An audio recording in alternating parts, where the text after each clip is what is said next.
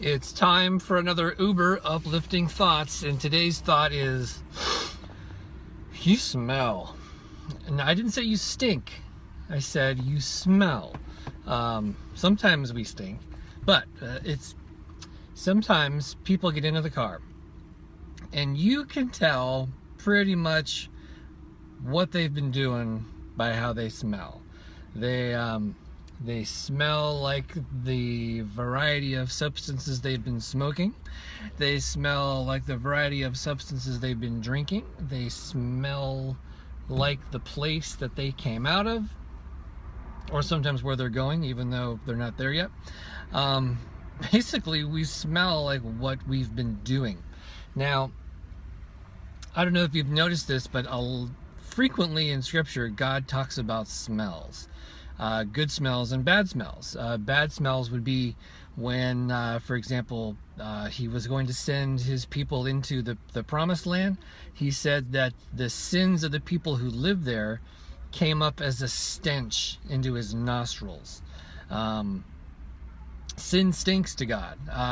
The word for abomination, one very graphic way to translate that word, is it's something that makes you want to throw up. And frequently, things that make you want to throw up are things that smell. I'm sort of reminded of that movie Weird Science. Don't go watching it because it's not a good movie. But the part where the big brother, expertly played by Bill Paxton, tries to make Wyatt, one of the main characters, throw up because he's been drinking, is he says, "How would you like a nice greasy pork sandwich served in a dirty ashtray?" And that kind of makes him a little queasy.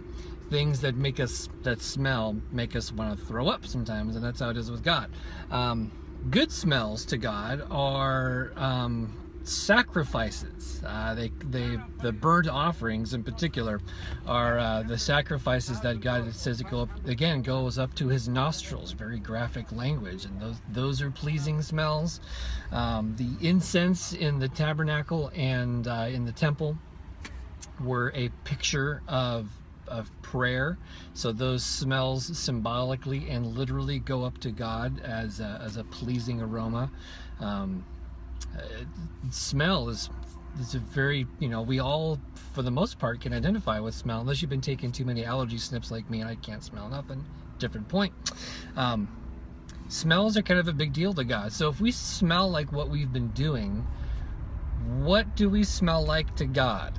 Do we smell, you might think you can get away with stuff. You might not think God notices because he doesn't do anything about it right away. But, as soon as you get into the car with God, he can smell where you've been. So do we want to smell stinky, or do we want to smell like a pleasing aroma to him? And not perfume to cover up sin and to cover up stuff. And I went to church and I gave and I tithed and I did blah blah blah blah blah.